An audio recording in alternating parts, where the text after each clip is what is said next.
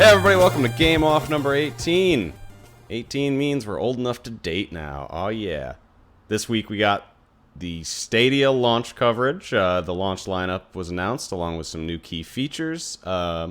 We also have a one-game showcase this week because me and Andy decided to play Outer Worlds at the same time. But good news, it's a pretty good game. I'm your co-host, Brent, aka Arcadia, along with Andrew, a.k.a. Solitalker. The way you said at the same time, I pictured us like both sitting and syncing up our Xbox starting at the same time. And ready, 3, 2, 1, go! Well, let's not lie to the folks. You were just sitting on my lap. You gave me a controller from a Sega Saturn and told me that I was playing too. Alright, well, now that we've fumbled through the intro, Google Stadia, it's launching really soon. On the 19th. That's probably about when this podcast will release. So you may be listening to this as a launch podcast. Hey, welcome all you new listeners. They announced today that there's going to be 12 games coming out to it at launch. Did you see this list, Andy? I did. And I'm looking at it now just in case I hadn't seen it before. There's a lot of games you're probably familiar with here. Yep. A lot of really good games. Tomb Raider Definitive Edition, really good. Just Dance 2020, a classic. Yeah. Guilt and Kine, both ones that we love. We've talked about here many times before. Destiny 2, which is just strength after strength with that one. And SNK's new game, Samurai Showdown, which is a series and developer that we've been hearing a lot of lately. Oh, yeah. Well, what's interesting about this list is that of those games, Guilt is the only exclusive, which means that all these other games have already come out and are available on almost all platforms.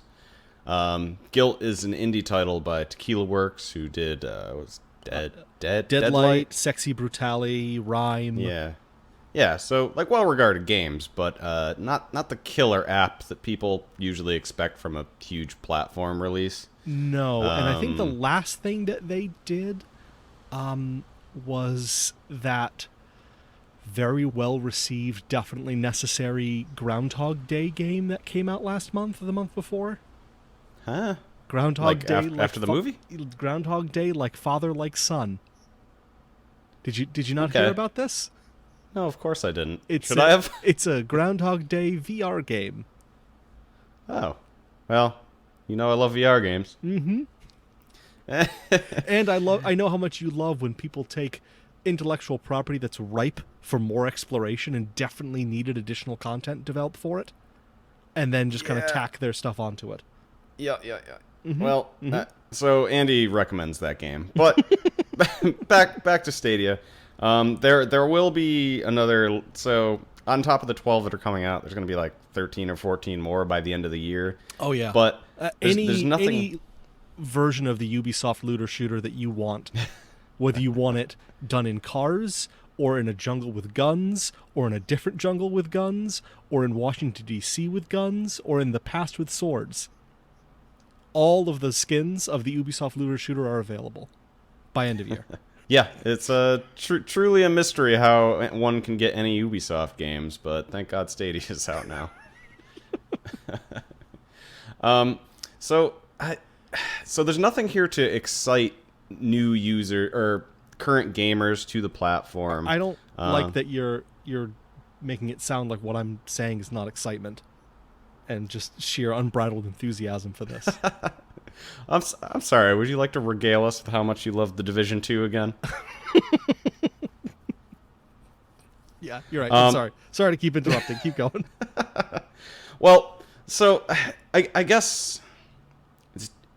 So when I first saw this list, I sort of assumed that the whole thing was a bit half-baked, and they were just trying to get it out the door and monetize it as fast as possible and hope people stick around and continue to monetize it and slowly grow it over time. Make sure they can get it out for Christmas. Yeah, which is fine, but this is like a really, really technically demanding platform. And with Google's history of just abandoning platforms, it makes me nervous that this is sort of all they're bringing to the table this quickly and seem to be rushing it right out the door, before Christmas. I don't feel any more confident about the platform, and to be clear, I'm never rooting against a gaming platform to fail. No. Unless you count the OnLive. That thing seems stupid. But everything else, for the betterment of all gamers, please work out. But this is throwing me some negative vibes. But there's not a lot in here that makes me... There's nothing in here that is attracting me as someone who already owns a computer, and a decent computer for playing games on. I still haven't heard... Because it's not out there in the world, I have no faith in this whole idea of streaming games. I just don't believe it working because of so many other things and so many failure points in that. Between my own router and modem to my ISP throttling to every step along the way, I have no idea what level of how much data this is going to burn of my monthly cap that I apparently now have on my data, which I didn't know I had, but I got a message about that a couple weeks ago. So I don't know how much that's going to burn through that. I don't know any of that. So the tech, as far as I'm concerned, I don't care what kind of demos they can do, on the West Coast where they're 10 feet away from their servers. I have no faith that any of it works. And so without, maybe a year after it's released, if I know someone's like, I've been using this for a while and it works great, and I've done it at the office, I've done it here, I've done it in hotels. If you tell me that this can work in a hotel, okay. I'll buy. I'll believe you. But on top of that, it's just, I can get all these games on Steam. I can get all these games on Epic. I can get all these games on any other platform and have just as nebulous of an ownership of them as I do with Google. Yeah. This first batch of games is all you have to buy the games straight out. Their subscription's not even available yet, which may be a little bit more consumable for most people. Because you're only paying $10 a month until you realize that none of this works, and you don't have to invest into a library on a fourth or fifth platform now. And again, as someone who owns a computer, I pay $5 a month for the Microsoft Game Pass for PC, which is great. It has 150 games on it, and I also download those. My concern is that if Google Stadia was something that could stream but could also download, stream but download if you're going to be in a bad, if you're going to be a place with bad access, or download if you're going to be, if you're going to a storm or something and you don't know if you're going to lose power or something like that. Right. But I don't trust any of the tech, and I don't see any of the list of game as something that's going to say, hey, this is why you need this platform. Yeah, I agree. And I think right now it reminds me, I think optimistically it reminds me of the first gen VRs where there's a huge barrier to entry and there's no killer apps for it, but there's enough interest that they're sticking with it, even though VR is not considered a profitable market yet, but they want to keep building it out. Will Stadia ever become a profitable market? Do you think Google's going to stick with this for 3 or 4 years? What's going to happen if I buy all 12 of these games and then the service shuts down in 3 years? Oh, I'm sure that they'll have... the fact that they have literally no support of any kind for any of their products or way of contacting support. Oh, God.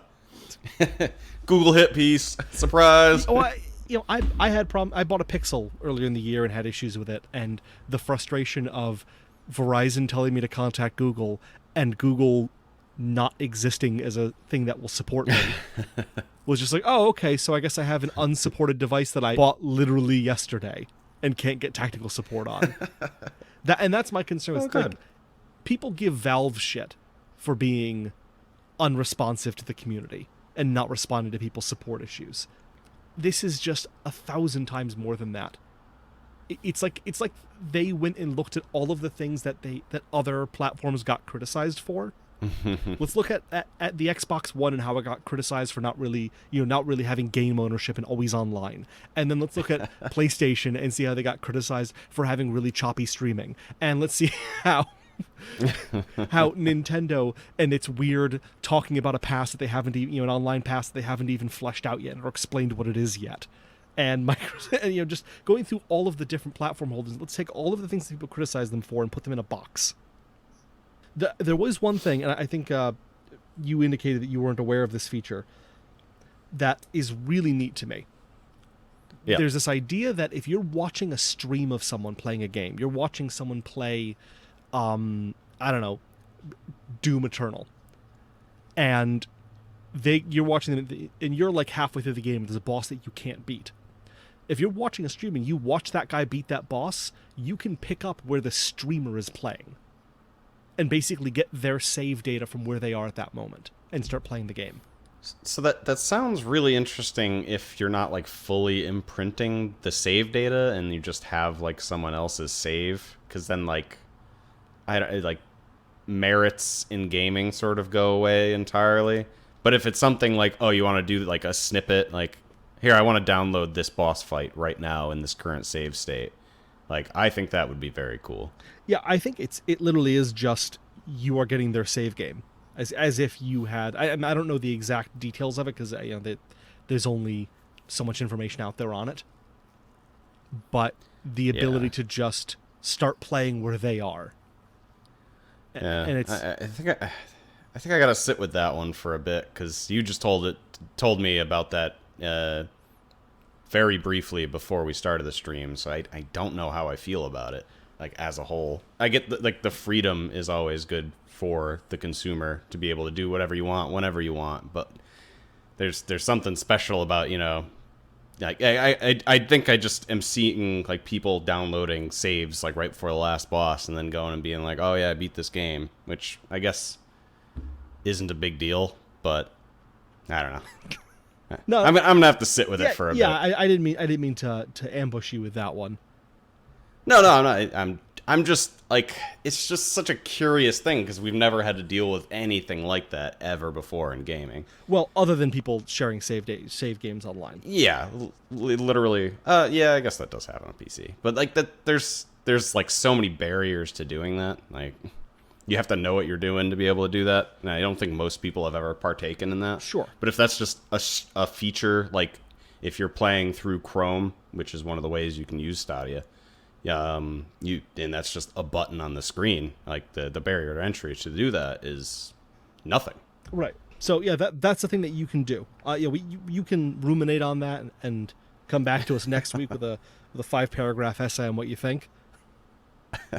It'll be a proclamation of war, I'm sure, but this is an assault on all real gamers. Not quite that. No, it's more just that the merits of gaming, or like not of gaming, but like the merits of accomplishments start to melt away when you could download a save game. I don't know. Ask yourself that internally, listeners, if you would download a game and beat the last boss and then brag about it or something. I don't know. I don't know who I would be mad at in this situation. It's probably just something that I would choose not to do. Yeah, but also not really care that much. You're kind of only cheating yourself. Yeah. In the same way that someone might like lie about having seen a movie. Yeah. Like, oh yeah, no, I watched all 3 Godfather movies. And then maybe they didn't. And then obviously my having watched them is worth less. But that's something I have to deal with.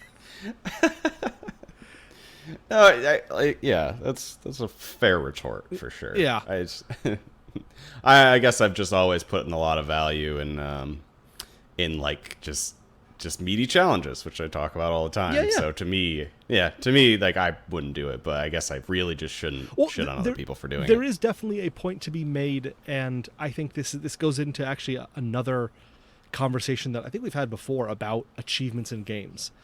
Yeah. And like there is, if the achievement itself has a value outside of just, hey, I did this thing, but there are games where the achievement unlocks things in the game.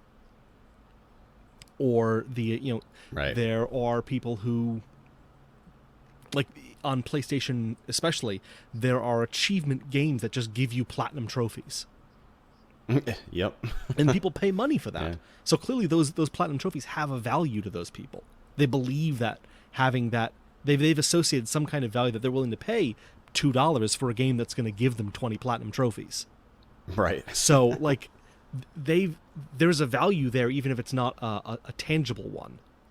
And being able to just jump into a game and have all of the, jump to the end and get all of those achievements, if people still have a value to it, then yeah, that there is something there, and it does.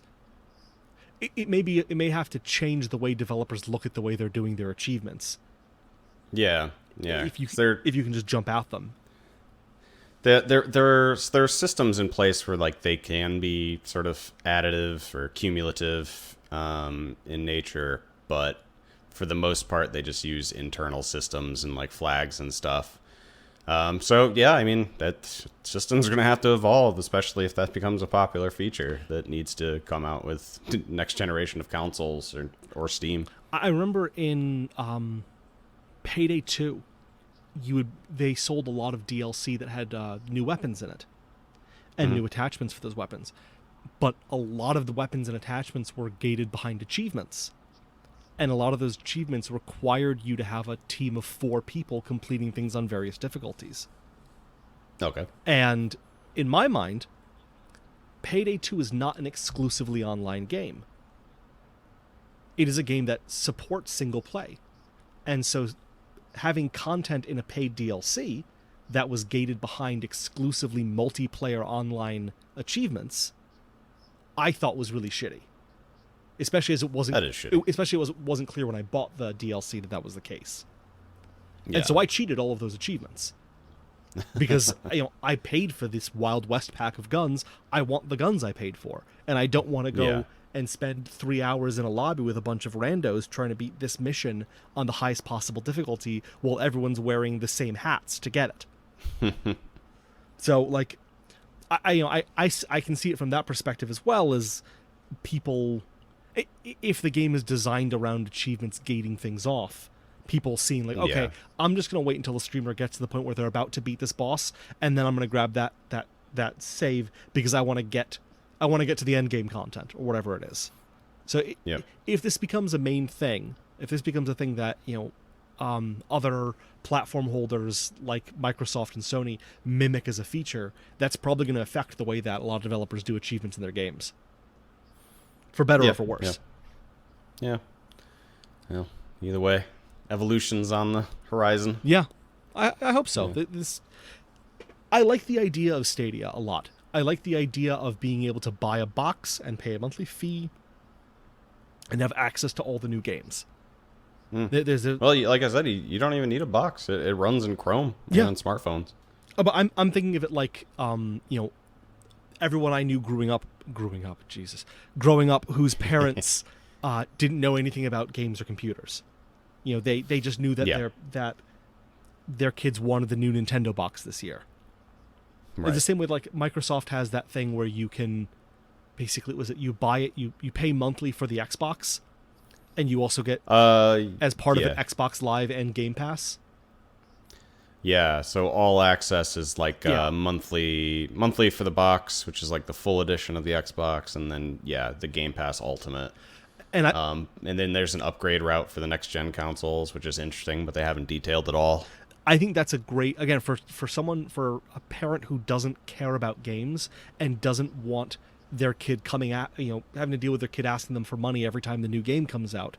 Just look, this is what you get. You've got a year. It's whatever. What is it? $40 a month or something like that.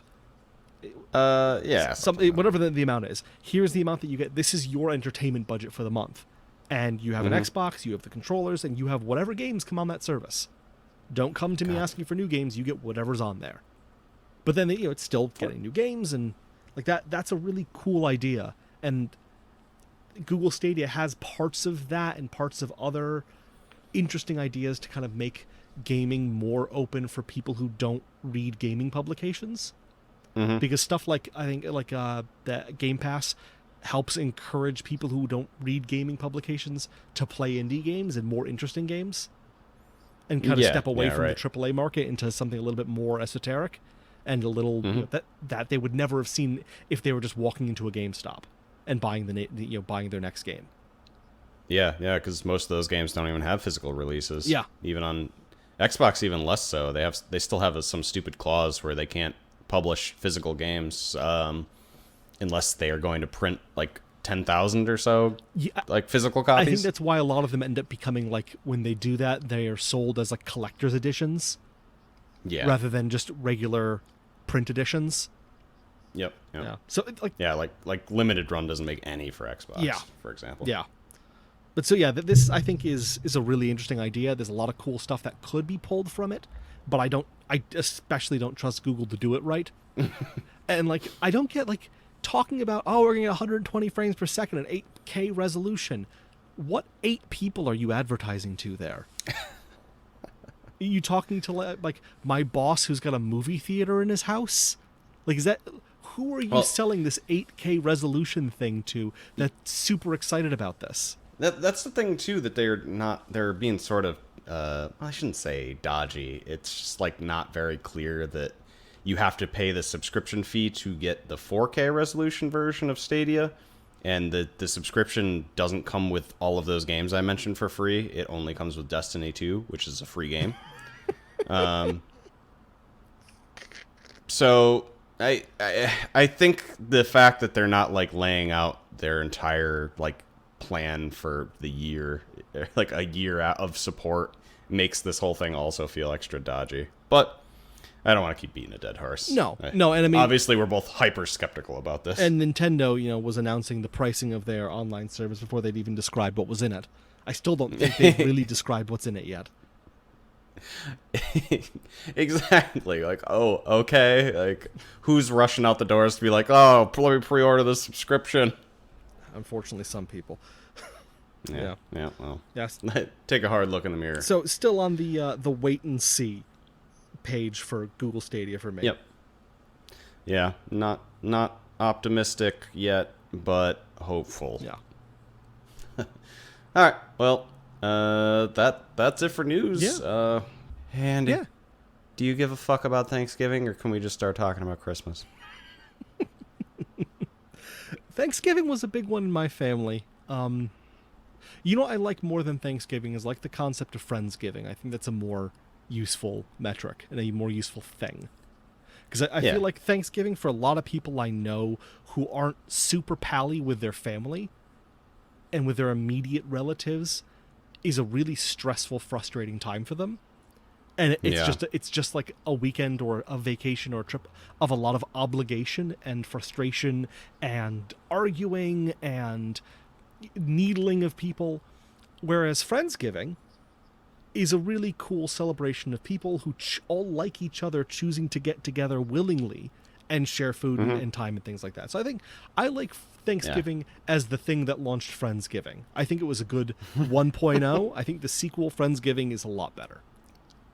We just need to end support for 1.0 at this point. Yeah, you give it a couple more years, you still have a small number of users, and that number is dwindling.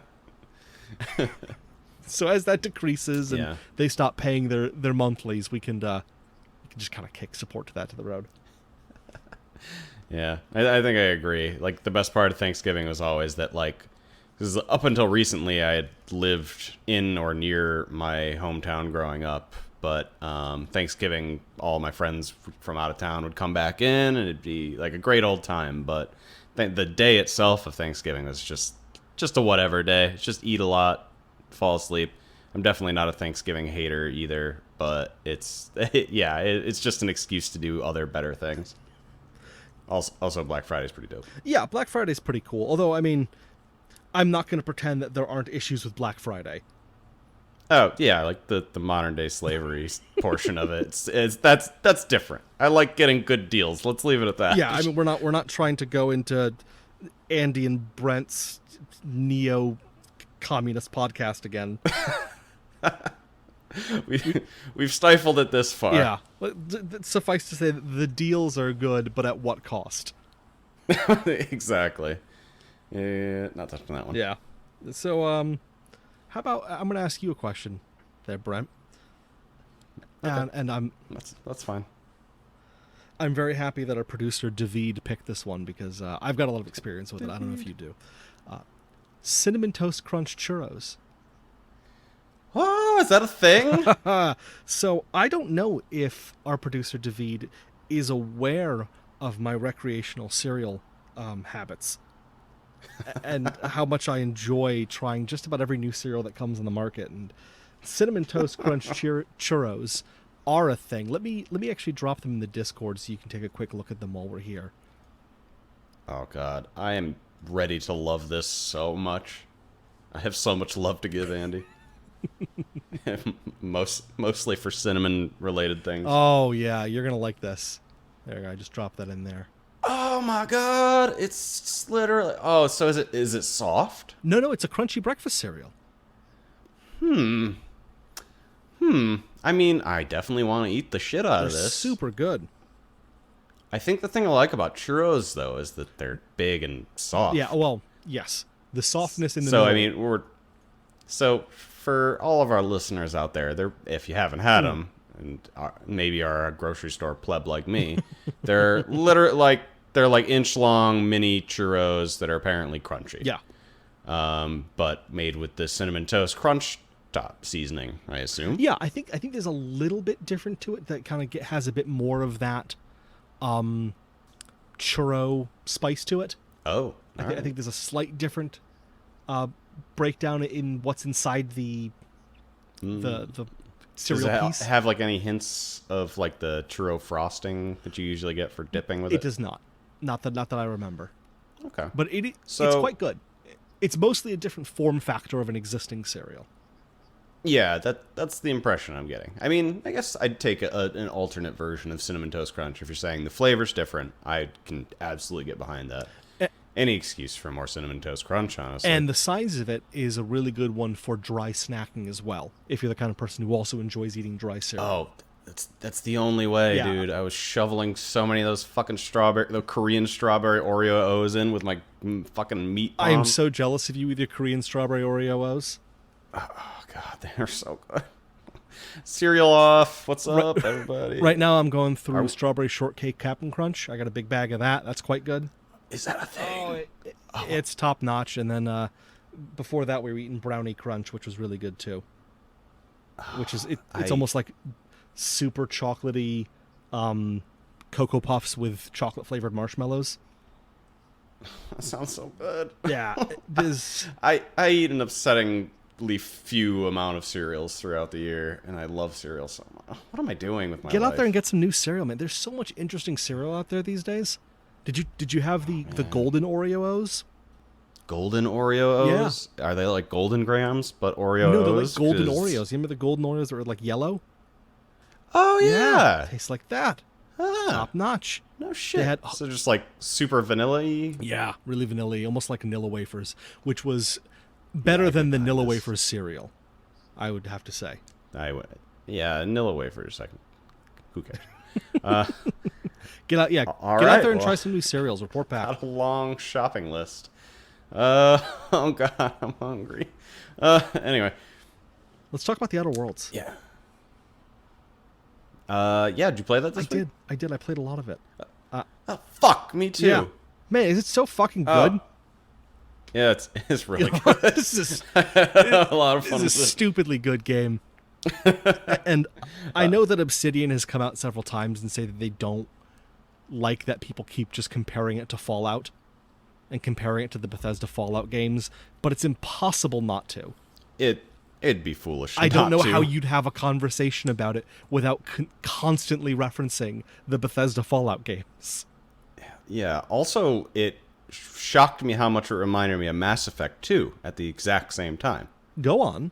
Like, the party screen reminded me a lot of it immediately, but also just like the way that you interacted with people on your spaceship all the time and how you'd have different like disputes like that.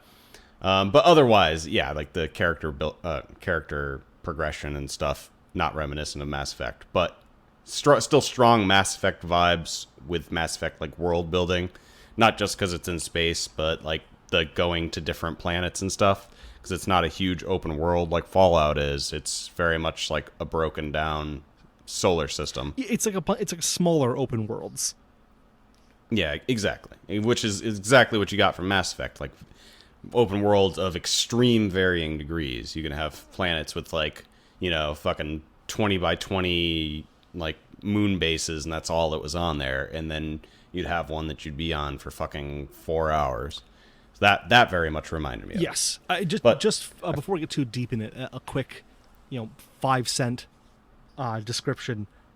Outer Worlds is a first-person RPG, very much in the vein of the Bethesda Fallout games, or I'm sure there are other games that are like this, maybe Skyrim, I guess. I don't know. Yeah. But if you played Skyrim, you'd know how you'd feel it in this game as well. yeah, you are in space, you are woken up, and you go about doing your space stuff.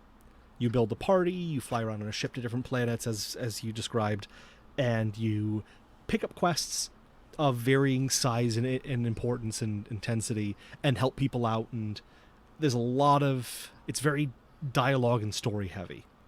Yes, and we'll try to be as spoiler free as possible because David warned me that she hadn't beaten it yet, and so we'll do our best.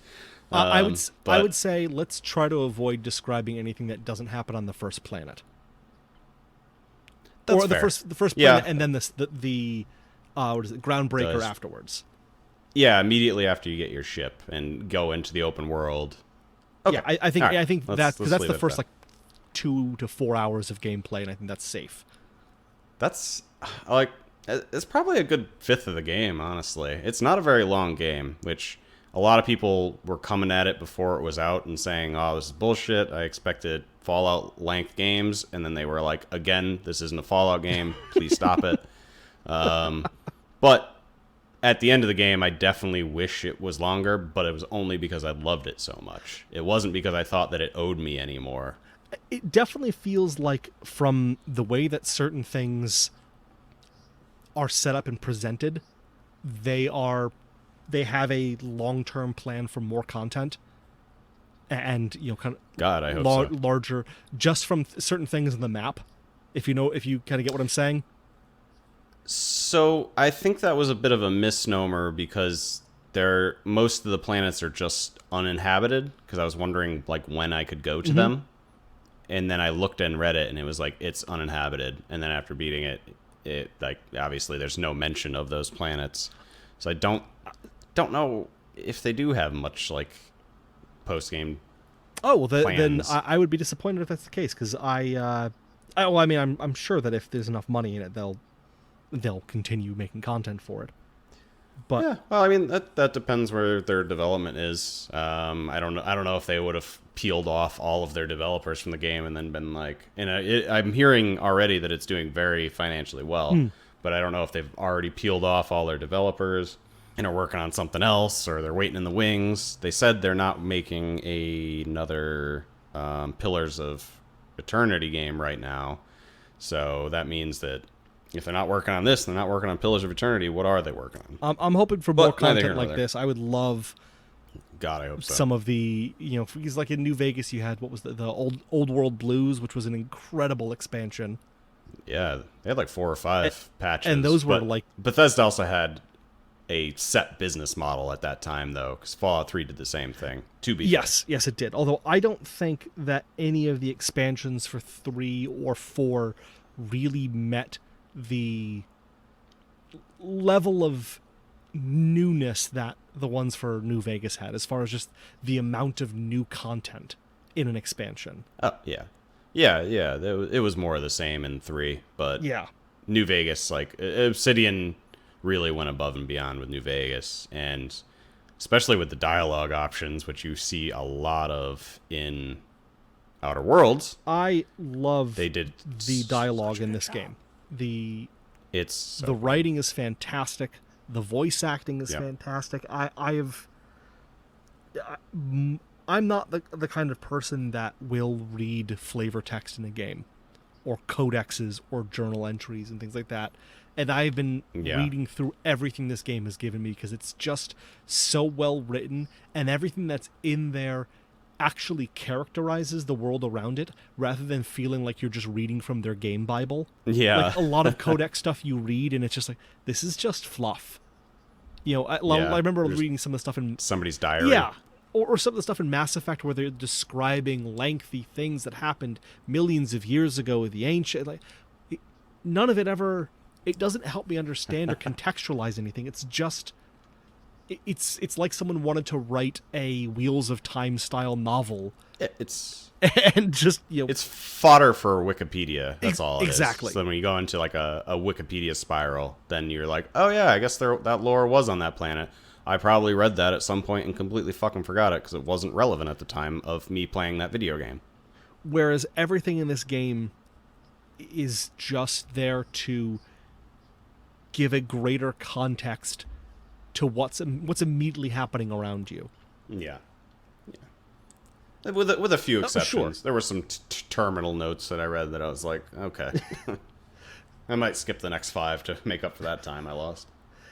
I've loved more than a lot of other these the Bethesda style RPGs the way that they've done their quest stories as being more ambiguous as far as whether or not you're doing the right or wrong thing in a lot of cases. Yes. Yep. There's so many instances where I've finished a quest and then someone, one of my party mates reacted to the way I finished it with it. Oh, God, yeah, I guess if you phrase it that way, I was a real asshole. God, I didn't even think about that side of it. Jesus. Yeah, very on the first planet when you're doing something, you basically have the opportunity to help one colony or another. Yes. And so your party member, very recent party member, which you don't necessarily need to get in your party, but if she is, she'll come up to you and be like, and have like a crisis of conscience and be like, I don't know if you're doing the right thing here. Have you thought about this? And you're like, oh no, I'm a dumb shits and I didn't care about any of that. In that first area, I think I went back and forth like 4 times. Because I left the first town like, oh, those guys, the big bosses are a bunch of assholes, and I'm gonna screw them, and I'm gonna kill these. Oh no, these guys are bad too. And then you get there, like, all right, I've made my decision, and then your party member explains her point of view, and like, oh right, there's other people involved here too. Yeah, just because I'm only talking to the corporate fucking assholes. Forgot about the 500 other people living in the space. Yeah, exactly. Oh Jesus. And then when at least I don't know how you ended up, but the resolution that I finally ended up getting in that town was also very like, oh, I didn't even think I'd be able to do that. Oh, if I could have done that, oh right, well, if I'd known that from the beginning, that would have been great. I wouldn't have stressed out so much. Yeah, and that was only spurred on by desperation by whichever faction you side with too, because they would have never wanted to do that unless you literally cut off their power and left them for dead. See, and they're like, oh god, okay, let's think about this reasonably now. One of the things I've really liked with the story in this game that was also, I think, a step up from the recent Fallouts and Oblivion or Elder Scrolls, is that the main quest line is important but not urgent. Like, yes, so I agree to a certain extent, but there's a point in the game where you're told it is urgent and it needs to be done immediately, and it doesn't need to be done immediately. Yes, but I just that's very late in general. Unlike Fallout 3, where it's like, hey, your dad disappeared, you should go help him, or 4, where it's like, hey, your wife and kid are missing, or Skyrim, where it's like, hey, the king just died in Oblivion, or dragons are attacking. Yeah. Like, this is just like, look. No, I see. You should probably get out there and start making connections so that we can get these things that we need and fix this problem. But no one is about to die. No, there's no one who's getting away the longer that you wait and get distracted by helping this woman find her cigarette case. Like, so, which was never a problem in the other games as well, but you always had that kind of dissonance of like, oh, well, you killed the king, but I'm going to go join the Thieves Guild instead. I'll deal with those Oblivion gates later. Yeah, I straight up ruined a playthrough in Oblivion because that was so poorly designed, but we'll talk about that. Did not have that problem with this game. No, I did not. This was Also, for at least for me, I know other people have run into, but I didn't think I run into any bugged quests or bugs or anything.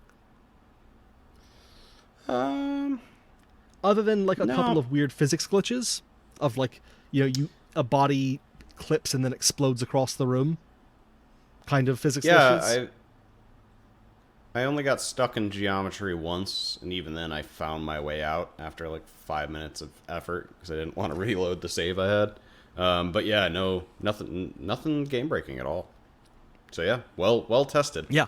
It was there was like perhaps a loss of polish at some points in the game where you could have seen, all right, I could see where this would be better if they had a little more time and that, this and that.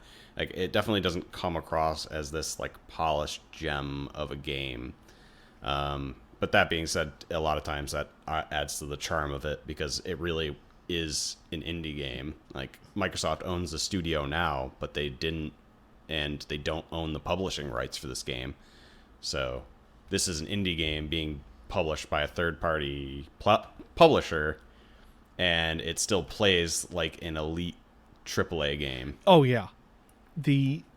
Everything feels very thought out and well tested and well play tested. Like I didn't get to points where I found weapons that were super overpowered or completely worthless. Like everything feels like it belongs in the world that they created. Yeah, which might be a gripe with the weapons because the DPS number is completely useless stat. So you'll notice that like the guns that have the highest DPS are often the most useless. Yes. Unlike other games of this ilk, I did not find myself needing or wanting to switch out my weapons as often. I spent longer time using the same set of 4 weapons than I did in like a Skyrim. Yeah, I think so too, and I think that might have been a problem with the gun design because there's 2 tiers of every weapon in the game. So you find a gun that you're comfortable with, and then halfway through the game you can get the upgraded version of that, and then that's probably the gun you're playing with for the rest of the game because you've already decided you're comfortable with it and you can kill things with it. Well, and I kind of liked that because it meant that I found a gun and I found the upgraded version, and then I modded it out to be what I wanted because I knew the mods that I had available and I knew which ones existed in the game and what I liked. And so, put plasma on it and everything like that, and then tinkered it up as much as I could. Okay, cool. I don't have to look at guns anymore. I've got the guns that I need, and I don't need to really pay attention to every gun that's on the ground.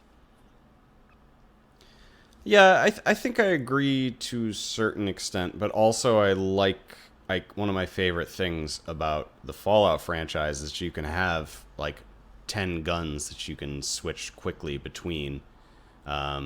Instead of having an arbitrary fixed 4-gun inventory, because you're already lugging all these fucking guns around, so just why not throw them on the quick bar? You're just making me go into the menu and equip and unequip them. Whereas in Fallout, you can hotbar, I think, 12 guns at once, and then you can play with all of them, like, as needed. Yeah, I think that comes down to basically our play style, because I know I don't play this game correctly. And that's just a failing of me, and it's the same with the Fallout games and with Elder Scrolls. I hate consumables and I won't use them. I don't use consumables in any of the Fallout games. I just find them tedious. And to mine, none of the games have ever done a good job of showing you, of like giving you an easy way to browse the consumables to find the one that you want. So if you're at a point where like, all right, I need to hack this. I need to increase my mind attribute. What do I have that can do that? The game in all of the games, whether it's this or Fallout or Elder Scrolls, the game basically says, fuck you, that's unknowable information. Hover over every single one until you find it.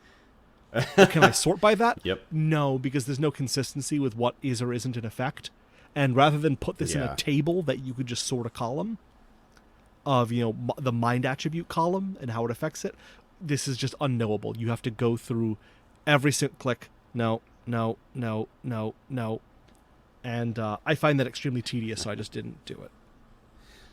I didn't do it either until the very last boss, and then I was like, this is kind of hard, I should probably do that. I liked how they did the buffs, how there was like a meat buff and a carbohydrate buff and a sugary drink buff, alcohol buff, debuff, that sort of thing. So it wasn't just like, oh, I ate a potato, I got potato buff. I ate fucking rotten grapes, I got rotten grape buff. That was even more unknowable. But I thought that the UI in Outer Wilds was terrible for consumables. Oh, yeah. Like, it was just in a grid. You needed to look at the tooltip to know what the fuck everything did. And all the fucking icons were pretty much just this, like, just bland garbage, like cans on cans on cans, shit like that. Yeah, this is a problem with all of these. Well, honestly, I'm going to say with a lot of games, almost all of them being made today, their UIs are garbage.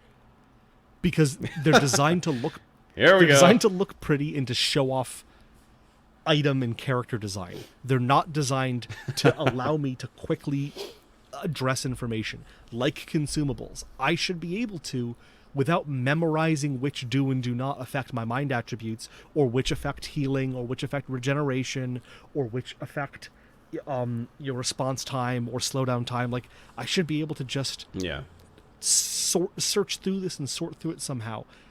And a table, which I grant is not the prettiest way to display information, but it is often the most effective way to display information across multiple parameters.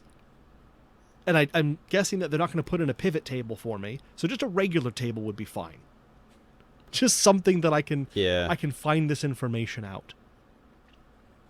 Yeah, it's a lot like how games like Outer Worlds or a lot of modern games also just sort to junk, like useless garbage that just needs to be, hold X to sell all to vendor. Like, they literally just need, oh, which buff do you want? Like, I want this. Okay, well, you have all these different items. I don't care what they are. Consume the heaviest one first, because obviously I don't want it in my bags because it's the heaviest. That's actually a good question. I would love to see, that's a very interesting way to approach it. I would love to see a game that basically had all your consumables and said, what's the effect you're trying to get? I want to see poison. I need to get my hacking up. I need to get my attack speed up or my dexterity up. Like that. Yeah. And you can achieve that in a minor sense with the injectable, which is like the healing thing for people who haven't played it. By putting in a couple of other things with different effects, and it always uses the same items over and over again. So they saw that there was a need for it, and they were like, hell yeah, well, let's design that. But they did it at such a minor scale that it was completely ineffectual. When you mentioned the junk thing, it brings up another thing that I've hammered on in every single game, and I'm going to hammer on it again.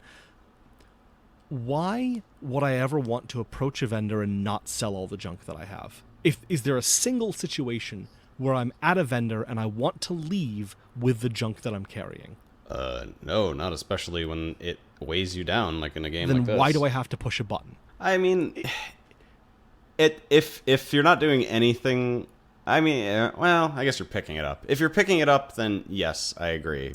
But if it was just like somehow it's getting in the inventory and somehow I'm making money, then that's all overhead, and like, why is it even in the game? Like, redesign every aspect of the economics. And that's something that I would say as well. I think the whole junk thing in RPGs and the way carry around items that you don't want to use and have no interest to you, and in a lot of RPGs, because they're a different class, you can't even use them if you wanted to, so that you can bring them back to town to sell them, is always so poorly implemented and not fun.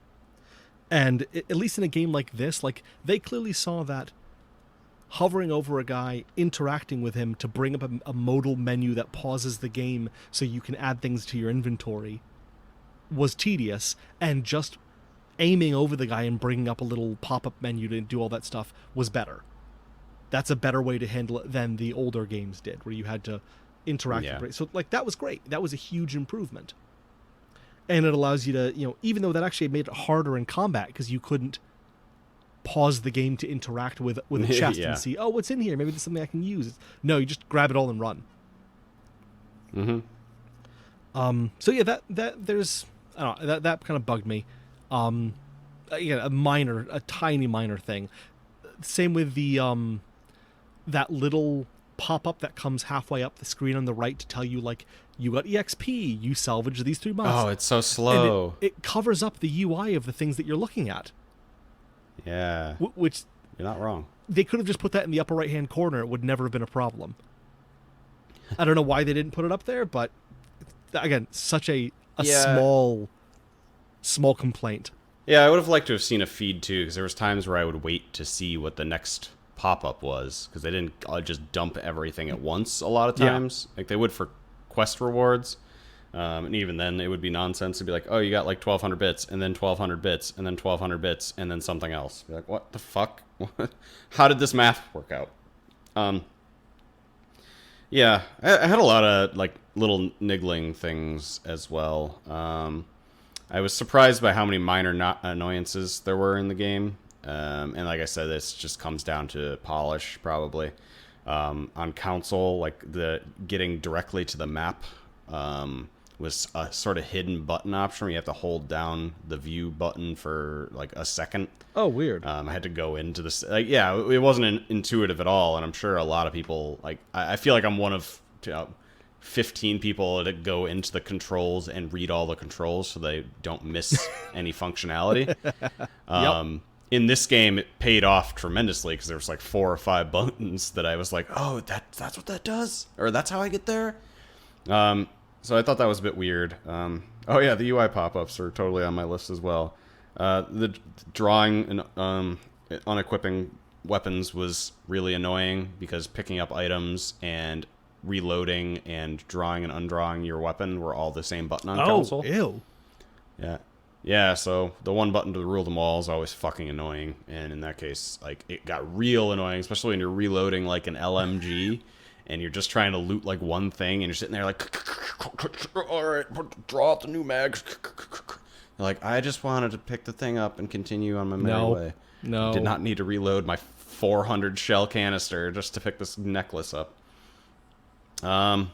Also, the map was fucked on console. Really? It took... Did you have load issues with it? No, I didn't have any. I was waiting, like, fucking sometimes up to 45 seconds for the map to load. Every time I went into Jesus. It drove me fucking insane. I was so mad one of the times, because I was like, this is never going to end. I'm going to have to fucking uninstall Stadia. It's funny, I actually had a note in here to talk about how much I liked the map, because... I liked... because I liked that it was so clear what was and wasn't a thing to look at. Yes, I liked the map when it was loaded, to be very clear. I thought the fast travel points were well designed. I love that I could port directly into my ship. Oh my god, yes. And then boogie out. How great was the nav system in the ship, too? It's like, whoop, you're there, whoop, you're in or out of the thing. It was very, very painless. Yep. That was fantastic. I loved that they clearly listened to the complaints that people had with other Bethesda RPGs, like especially the teleporting into your ship. I remember one of the first mods I install when playing Skyrim is the one that allows me to fast travel to the house that I bought in the city, rather than fast traveling to the city and then walking to the house, which is stupid. And then loading twice. That was... And you're just not playing a game for 3 minutes at a time. That was great. One of the things that bugged me, actually, was I was trying very hard to play through this game without stealth or theft. Because the Bethesda RPGs always... Like, the way to play is be a thief and be a rogue and stealth around, and you'll... That's the way that so many of the puzzles are easily solved, and the way you get the best items is by lockpicking and sneaking around and robbing people and lying to them. And I was like, no, I'm not going to do that this time. I'm going to play as a generally honest person, and I'm not going to steal anything. Generally. Well, fib a little bit. I do my best. And a couple of times I accidentally, I'm looking in crates and I hit the button to grab it. It wasn't, something that I could grab. It was theft. And so a guard runs over to me and says, "Hey, what the hell are you doing?" And because most of my points went into dialogue, I could very easily talk my way out of it and get the guy to leave me alone. Mm-hmm. But every time you do that, you get a little EXP boost because you used your persuasion or your threat to get out of a situation. So by playing honestly, I lost a lot of opportunities for XP. You would get a rep decrease, though.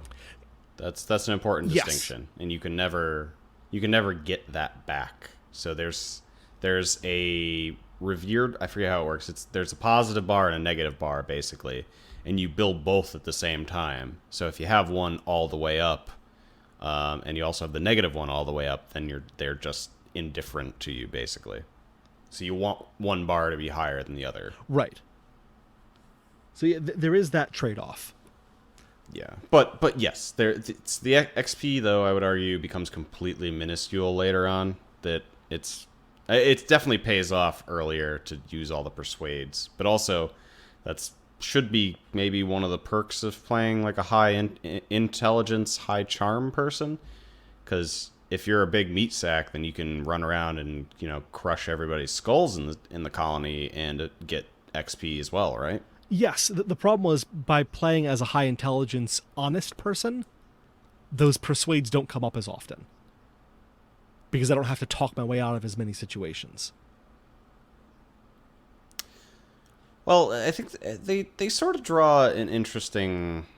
so with the higher persuade things, you get more XP, right?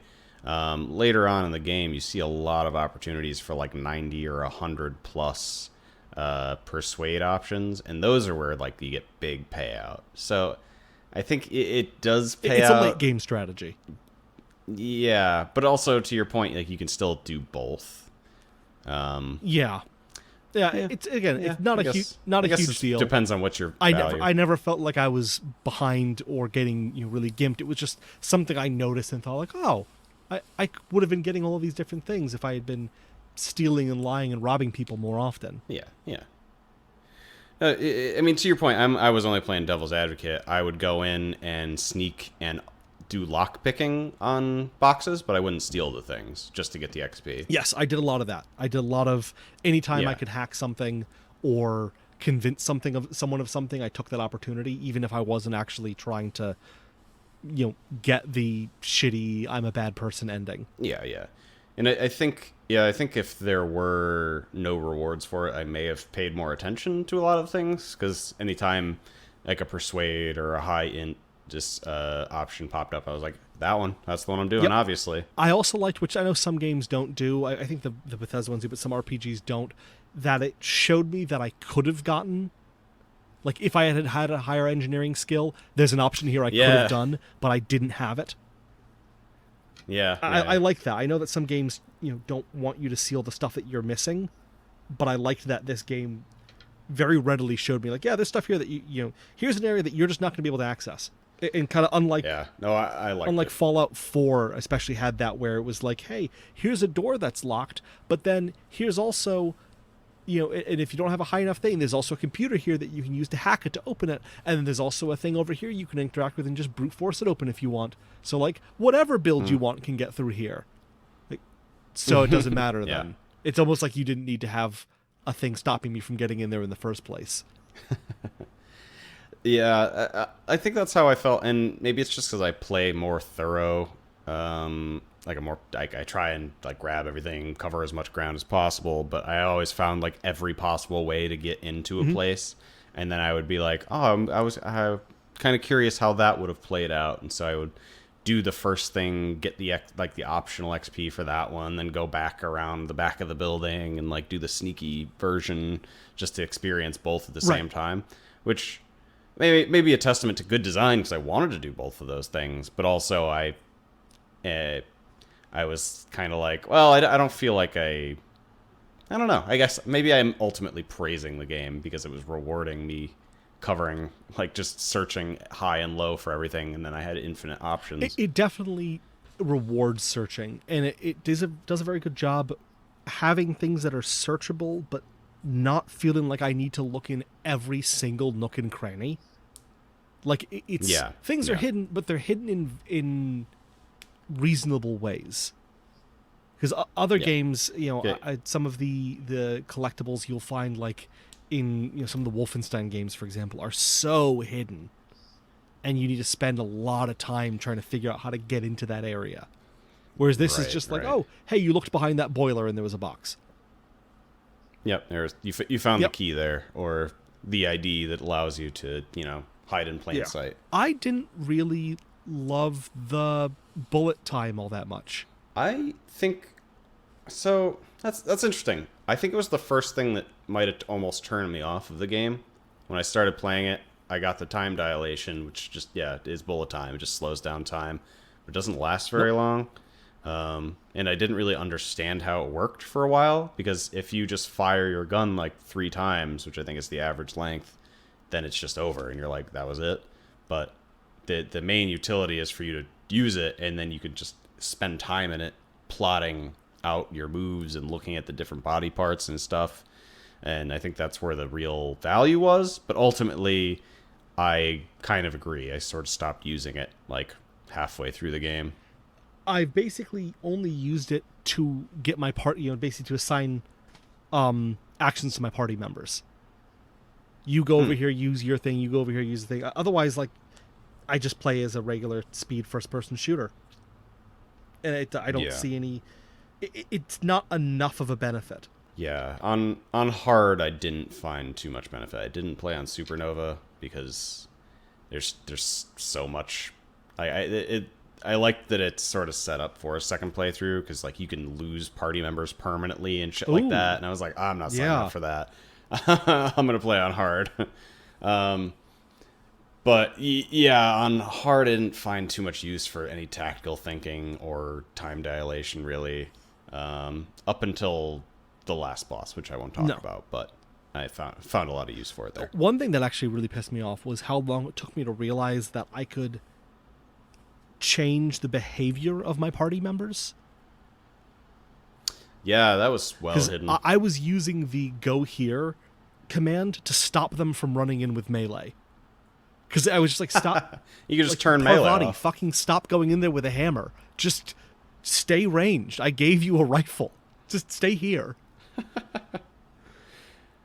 Yeah, they definitely hid that well, and that's such a great feature that any game with AI should utilize and should not hide. That's still my favorite thing about Final Fantasy XII, is how deep in the weeds you can get with telling your characters what the fuck to do without actually controlling them. And in the Fallout games, all of that was controlled by talking to them and saying like, hey, I want you to use this weapon. Hey, I want you to stick to mostly ranged or mostly melee. I want you to be a little less aggressive. So when that wasn't part of the dialogue, I was like, oh, I guess they just don't have that in this game. And I ended up finding it accidentally when looking at their stats page like 4 planets in. Yeah. It definitely seemed like they tried to go a little light on tutorials, which is appreciated, but also I definitely missed out on some features for a great part of the game. So, one thing actually I want to say about this and about these Fallout type games in general, and I feel bad saying it, but fighting the robots is kind of boring. Yeah, it required different guns, but yeah, otherwise they move slow. They move slow, and because they're not as articulated, they're not as animated, they don't run for cover, they don't really have a lot of tactics. Yeah, they're just big trash cans. Yeah, at least the fauna and flora that attack you are big and interesting to look at, but just the general mechanicals kind of, I don't know. And I had the same problem in the Fallout games. Just I didn't find them interesting to fight. Once you figured out what they were weak to, it was just, oh, okay. That's the end of it. Yeah. But I mean, that's always true of like humanoids too. It's like, oh, pop them in the head. At least with the humanoids, they kind of, they disperse, they run for cover, and you're mostly fighting humanoids in open areas, whereas the robots are always like, you walk into a room and there's a robot in there. Oh no! Yeah. It's a small thing. It's a small point, but it's something that always bugs me with these games. Yeah. Well. I mean, that's all the bad stuff we have to say is all minor niggling things. Like it's it's a pretty good package if all we're doing is nitpicking. I know that there were some complaints that there was, from my understanding, no romance options. I haven't run into any. There's no romance so, options. like, I don't care at all that there are no romance options, but I know some people were upset by this. Yeah, I don't really care either. Like, you're playing a silent hero in this game, so it's not like you're playing Commander Shepard, the fully voiced articulate human that you want to see fucking alien. Like, yeah, you you're playing in a first person's perspective the entire time. You're like basically a disembodied creature. You don't want to see your main character open their mouth and rub it against someone else's open mouth in the most non-sensual way possible, because game mechanics. Yes, I'm a repressed nerd. Of course I do. I don't know. The sex scenes in Mass Effect and Witcher and David Cage games just always seem very like kid who doesn't understand sex rubbing two Barbies together. Well, you have to. It has to almost be like a sizzle reel, right? Because you're trying to make it look good in a short amount of time, but also it's not a movie, so you're not like, it's not going with the flow of the cinematic process. It's just sort of like, I entered this dialogue option. The dialogue option said, "Let's fuck," and then you fuck. So it's hard to work in, but like, I'm not going to complain about a rogue boobie here or there. I mean, the Mass Effect game never had boobs though. Those were all PG-13. Well, Andromeda. I never played Andromeda. Pretty rowdy. I never played Andromeda. Well, you missed the porn. Oh, because 1 through 3, to my memory, was all softcore, over the clothes, PG-13, sex implied. There was butts. Okay, yeah, sorry, butts. Yeah, you would see butts and barebacks. Yeah, I mean, you can see butts on primetime TV. That doesn't exactly. There's nothing that's exciting me about that. I want to see I want to see huge Krogan dong. Well, tune in next week for our spicy takes on porn in gaming. Right, Rule 34 Krogan. You vamp for a couple minutes. I got some research to do. There's not pants big enough. I don't really have much else to say on the Outer Worlds. Like, it's well written, it's well acted, it's well crafted. All of my complaints are so small. Yep, me too. I think the only note that I would also say is that, like, the world building itself is so impressive, in that they sort of put you in this the most depraved, like, corporate modern day slave environment ever, where you have like just the upper class and like the bottom barrel low class that are signing these shitty like work contracts, and yet somehow the game manages to be really upbeat the whole time. Like it was real interesting. Like they may have been trying to make a statement, but I was just happy that like it was such a fun world to be in, despite this, like, the setting and whatever statements they were trying to make. I also have to say, and I don't think this is any spoilers by mentioning it, I just love the character of Parvati. I thought she was fantastic. Oh yeah, she was and great. Acted out by the talented Ashley Birch.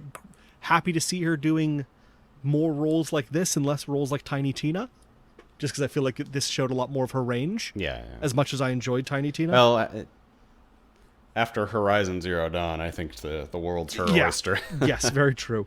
But yeah, she was just, what a great character to come out of a game like this. And completely Absolutely. Unexpected, the amount of depth and subtlety in writing and performance. Because like I just think of so many of the crew members and party members in other games like this, and they're all very over the top. And they're very abrasive, or they're very gung-ho, or even the ones like I think of like was it Tali from Mass Effect, who is kind of a bit more reserved, but to a fault, and like to the point where she's so reserved, she's in a specially hermetically sealed suit from a race that is completely cut off from the, like, okay, we get it, she's not part of your group. Wait, can you explain metaphors to me? The heaviest possible hand operating the biggest possible brush. Amazingly well written. The other characters are well written as well, but Parvati especially just... And her quest was such a blast to run through. I've told 3 or 4 people who don't play games about that quest line just because it was such a joy to be a part of. Yeah, no, it was honestly like a pretty special plot line. Like the actual actions of the quest are kind of tedious, but like just talking to her in between every quest mission or every objective was very special. So not to belabor the all of it too much. I also liked, and we don't think we talked about it yet, the fact that your party members chime in conversations a lot, and yeah, that was awesome. And having the person that you're talking to start addressing one of your party members and talking to them instead, or having your party member cut in with an objection or a correction, was amazing. Yeah, they would fully turn their head toward the character that was talking too, and sometimes they would just ignore them too. They would turn their head back and be like, "Okay." And sometimes they'd fully argue with them. It was great. Very good design. There was one bug that I ran into, which almost made the game more amusing for it.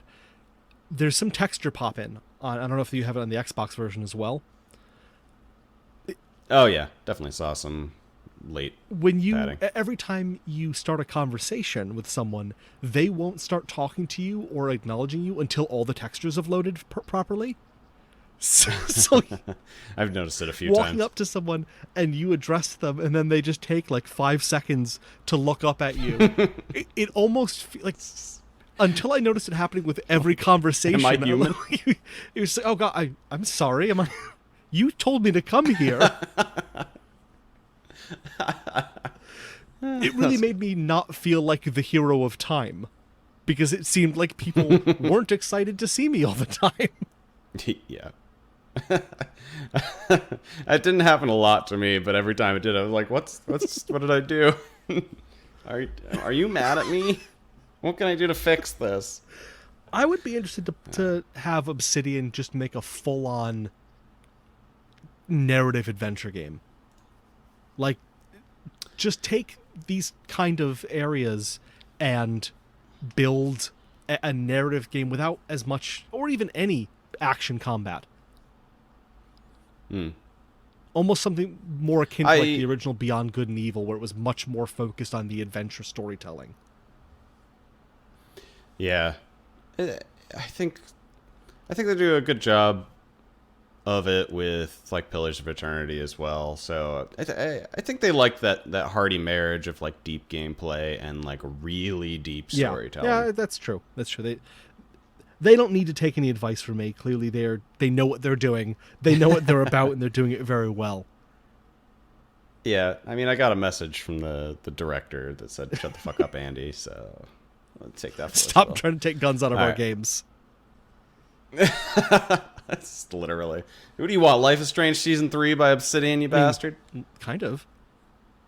That actually sounds kind of good. I checked that out. Yeah, me too. All right, we're running late. Let's any final. No, go buy Outer Worlds. It's great. Let's put it on our list. Same. Before we put forget. it on the list. Do you have it up? I don't have it up. I'm horrible at this. Oh, actually, I do have it up. What am I talking about? Yeah, we were on there before. Okay. Fucking guy. Oh, I see you highlighted the number 22 spot. Yeah, that was when I was trying to count all of the Ubisoft looter shooters I've played this year. I'm sorry. Wow, they really are all in the bottom there. It's not been a good year for looter shooters that weren't Borderlands 3. Yeah, no sir. This is actually a tough one because this game is so good, so I want you to rank it first. I'm willing to put it in the 6 to 8 range. I think it deserves to be up there somewhere. I was thinking in the 4 to 6 range. Do you think it was better than Devil May Cry 5? I'll ask you that. I think put it there. So. Bump it down. I think so. All right, so that leaves Outer Worlds at number 4, obviously, behind Fire Emblem, Kingdom Hearts 3, Control, and before Devil May Cry 5, Superland, Sekiro, and Link's Awakening. I'm not doing them all. Just top 8. Just top 8. There are 29 total games on our list for 2019. Y'all, if you didn't know, we play a lot of fucking video games just for your benefit. It's definitely not for our wallets. God, no. Honestly, if it weren't for that Microsoft Game Pass, some of these games would not be on this list. Yeah, straight up. That's saved me money this week. Yeah. Both of us. You played it because of Game Pass too, no, obviously. Hey. This is a great deal. This justified Yes. Game Pass for the whole fucking year. Yeah. Straight. All right. Well, we'll give it a shout out then. I try not to give a shout. I love Game Pass so much. I feel like I talk about it too goddamn much, or it sounds like I'm on the take. But shout out to Game Pass. Yeah, shout out. All right. Let's wrap this bad boy up. We appreciate any likes, subscribes, and what have you. We're on Twitter, YouTube, Twitch, Stitcher. I'm not reading these off in any specific order, but go out there, find us, like us. We notice, we appreciate it. Yeah, get back to us with your thoughts. I mean, we occasionally say things that are really incendiary and give really hot takes, so we want to know like how spicy those takes were. Let us know. Yeah, it's amazing we haven't had a raging mob coming after us with tridents. As long as we don't end up in the shit gamers say Twitter, I'm fine. I'm happy. That's kind of the dream. Oh, actually, no, those are usually Yeah, it's really usually bad. just racism and transphobic shit there. I'm glad we haven't hit that. Yeah, I just want to make it in the mildly corny hot takes. Yeah, I want people to give a shit for our great opinions and not for being racist. Ideally. All right, at Game Off Podcast on fucking everything. I've been Arcadia at fucking everything. I've been Andrew Solitalker at Solitalker on one thing. Right. Good night. Good night.